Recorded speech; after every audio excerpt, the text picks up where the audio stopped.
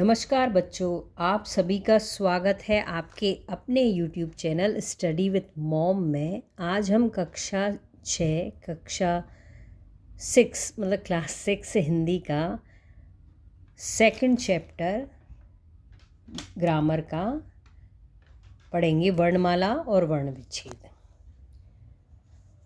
वर्णमाला जैसा कि आपने बचपन से आप पढ़ते आए हैं, तो वर्णमाला ये आप इसे जानते हैं ना, ये है स्वर जो आपने बचपन से हमने पढ़े हैं।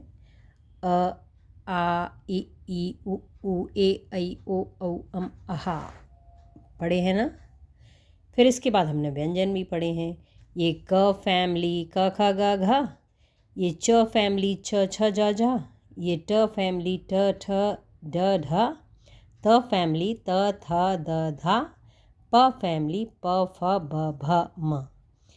फिर अंतस्थ यारा लावा ऊष्म श, 3 तरह के श श स ह। फिर अनुस्वार, अंग को क्या बोलते हैं? अनुस्वार।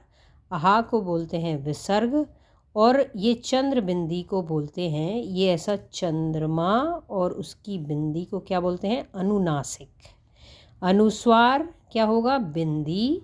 विसर्ग ये 2 बिंदी, और अनुनासिक ये चंद्र बिंदी। इन बिंदियों को संस्कृत में भी काम आएंगी, तो आप अच्छे से याद कर लो।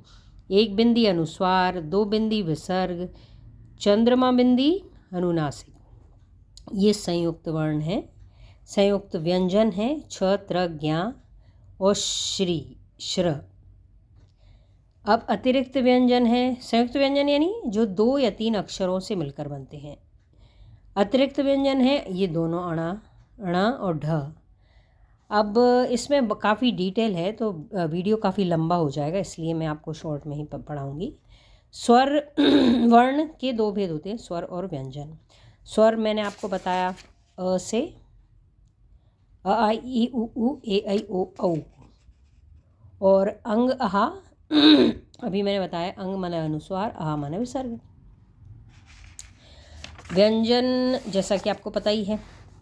अब इनकी मात्रा भी आपने बचपन में हमने पढ़ी ही है। इन सब की जो मात्रा होती है स्वर की, ये आपने बचपन में देखी हैं। बढ़िया का डंडा, छोटी की मात्रा, बड़ी की मात्रा, छोटी की मात्रा, बड़ी की मात्रा। ये री से ऋषि, वो किसी भी अक्षर के आगे सी जैसा लगाते हैं। ए से एड़ी, ऐ से ऐनक, ओ से ओखली, और औ से औरत। ये सारी मात्राएं हैं जो बचपन में हमने याद की हैं। ये चीज़ें आप पढ़ लेना और इन्हें याद रखना। अब इनमें क्या है मेन है याद रखने का? जैसे नीचे किसी अक्षर के नीचे सी जैसा लगाते हैं, वो ऋषि की मात्रा होती है।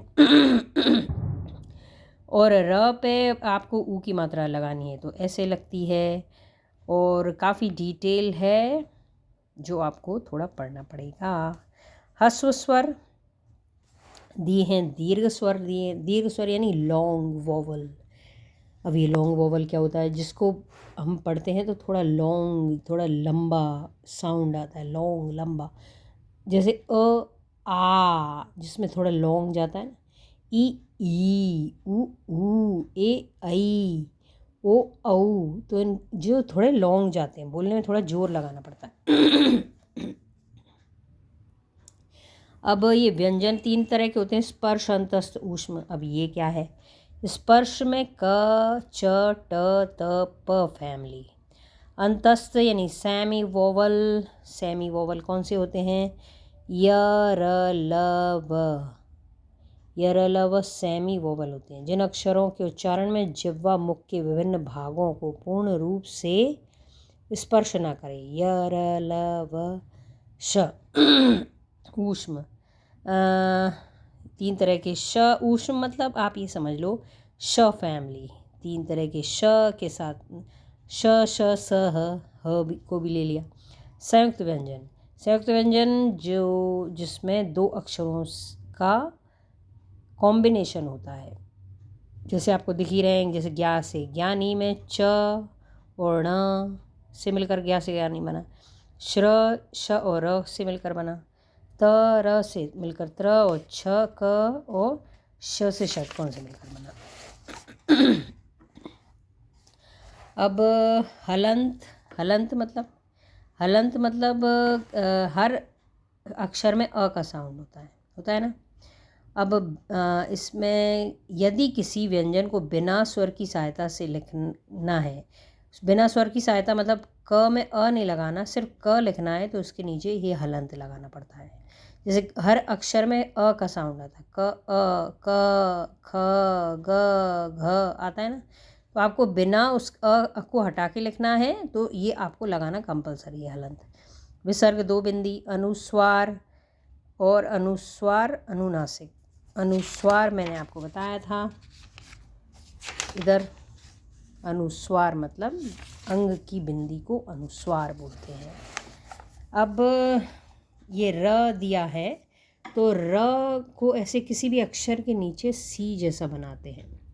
र माने तो र यह मात्रा री की मात्रा है, जबकि र व्यंजन है।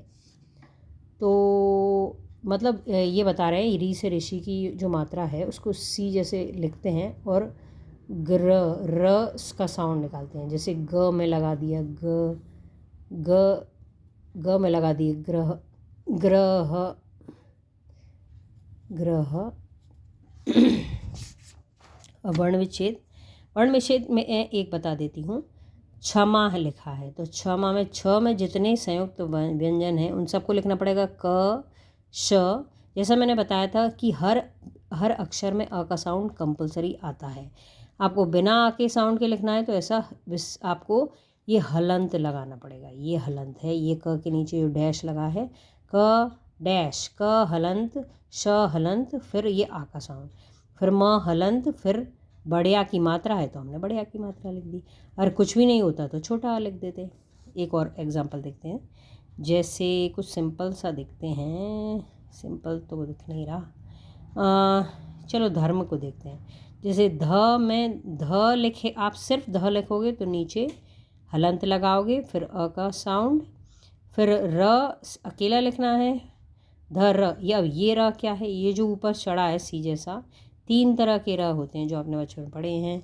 एक ऐसा ऋषि जैसा ये सी, एक ऐसा डैश जैसा ये, इसको भी र पढ़ते हैं, और एक ऊपर जो लगता है ये दोनों लाइन के नीचे लगते हैं और ये ऊपर लगता है। 3 तरह के र की मात्रा होती है। तो ये है ऊपर वाली तीसरे तरह की, ध र म अ। अब र चूँकि ये एक मात्रा है इसलिए हमने इसमें अ का साउंड नहीं लिखा। अब अनुस्वार वाले शब्दों के वर्ण विच्छेद में जैसे हमने लिखा था अंग की जो बिंदी है उसको हम यहाँ लिखेंगे ग हलंत अ, फिर अणा खाली, फिर ग बड़ा आ।